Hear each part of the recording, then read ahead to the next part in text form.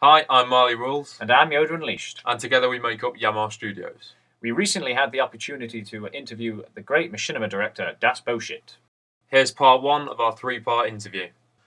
Okay, DasBoSchitt, thanks for agreeing to this interview with us. I and my friend Yoda are both massive admirers of your work, along with millions of others. I actually have a random fact for you. Yeah. Your videos combined have generated more views than the population of the Pitcairn Islands. The Pitcairn Islands. Do you know how many people are on the Pitcairn Islands?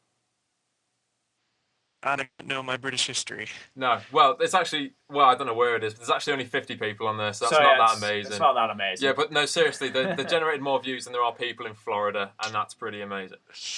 Now, this isn't going to be too formal, I hope, just a chat so we can get to know the man behind the magic, so to speak. Okay, so in your last interview, you explained how you got started, where your inspiration came from. So maybe instead you could tell us about the process of actually making a video, whether it's the Idiot Box or just a one-off. Is there any script writing you do, or do you just think of ideas and immediately go and shoot them? Now, if I write a script, it always turns out terrible. I improv. I just, if I go about my everyday life and stuff, the process of, these ideas just kind of come together, in my head, and then if I have a good feeling about the idea, I just kind of start filming it, and I don't even really have a closure in most cases on certain skits, and they just kind of come to me as I'm filming. If I'm not filming and I keep trying to think of ideas, it always turns out terrible. The best ones come about it when I'm just filming in general, so I just kind of start filming in Gary's mod, and then I just piece it together in Vegas, and then I just keep going from there. I don't film constantly from beginning to end. Usually I get a lot of ideas through editing as well, so none of it is ever scripted, except for maybe a couple of spoken lines between two characters. Oh, well, fair enough. Spontaneous seems to be working pretty well for you. Yeah. I also heard in your last interview that you enjoy the editing process the most. Why is that your favourite part? The editing process. Yeah, I like that the most because, again, a lot of the best ideas come to me.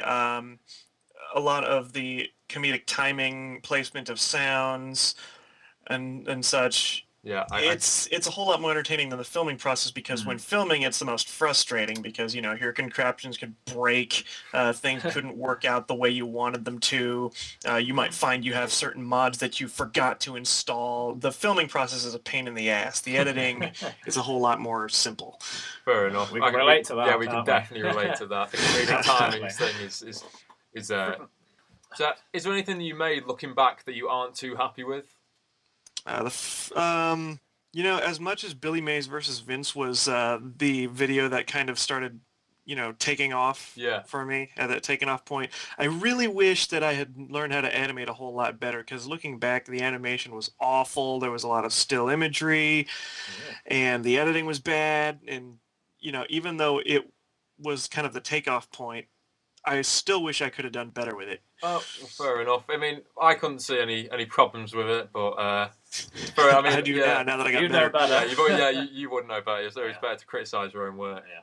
So obviously you must get a lot of email and feedback. Has any of this ever influenced your machinima in any way? Certain feedback. A lot of the negative feedback I get are not constructive. They don't tell me what I could have improved upon, what portions were, dumb or anything. They just just spam, basically. Yeah. Like, okay, well, that doesn't help worth a damn. There was I don't know. There's a lot of the constructive criticism, the negativity ones aren't helpful. They just kind of say certain things sucked and then that's it. Like, okay, great. Yeah, I hear you on that one. So has anyone ever expressed their undying love for you and proposed to you over email? Yeah, a couple. Yeah. Wow. It's more than we've had, I can tell you that. Yeah, we don't get many emails. We're a bit lonely. Yeah, we're lonely. Yeah, we don't talk to many people, are we? You're like the first person. Yeah. You're our only friend. Anyway, now close followers of yours will have heard about your talks with machinima.com in terms of copywriting. Where do you stand on the use of copyrighted music and other material within machinima? I can completely understand where they're coming from because you're a company that is now paying people to do their puppet shows, which oftentimes a lot of them don't make their own material. They don't make their own music. They don't make their own models. They're using a lot of the existing models on an engine that Valve doesn't want people to use in Machinima, as far as I've researched. As long as they're not making a cent off of it. I can understand where they're coming from. It does get in the way of a lot of freedoms, especially when you're trying to parody other characters from movies or other video games. Because apparently you can't parody. If you're going to make a Half-Life Machinima, you can't parody Halo or something, from what they've told me. Really? I don't know. They're completely right to set up all of those rules, but there's no denying that it's really inconvenient regardless. Yeah, totally.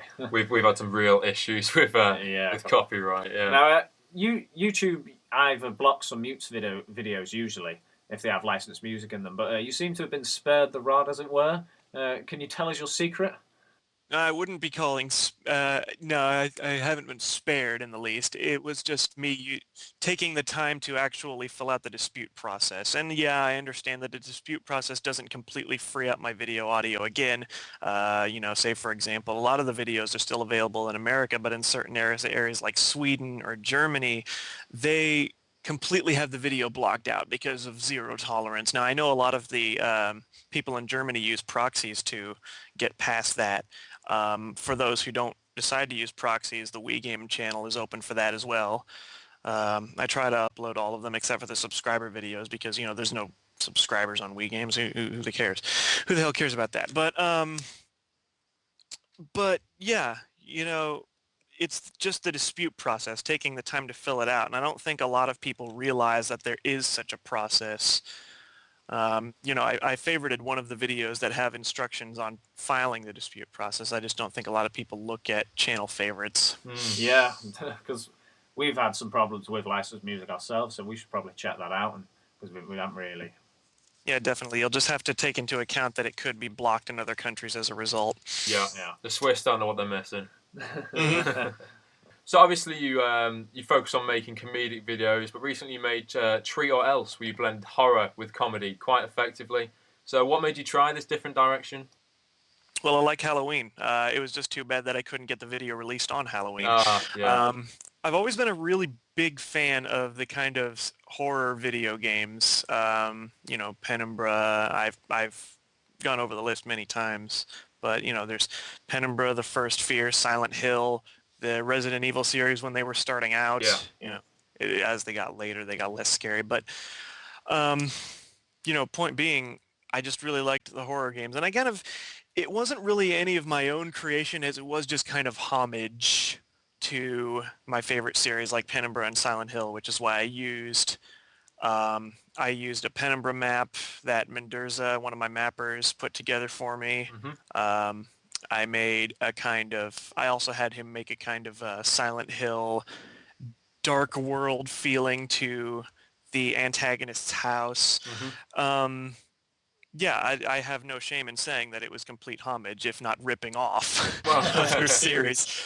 But I don't know. I kind of wanted to put a Christmas story feel to a Halloween setting, if you will, using homage to my favorite series. So that was really what it was. It was a process of fan work, I guess. Okay, so obviously your machinimas have inspired many to become machinima directors themselves and to get involved with other machinimas. And I feel it's a new way of exploring video games. It can also make a person more creative. With this in mind, does being DasBoSchitt get you more girls?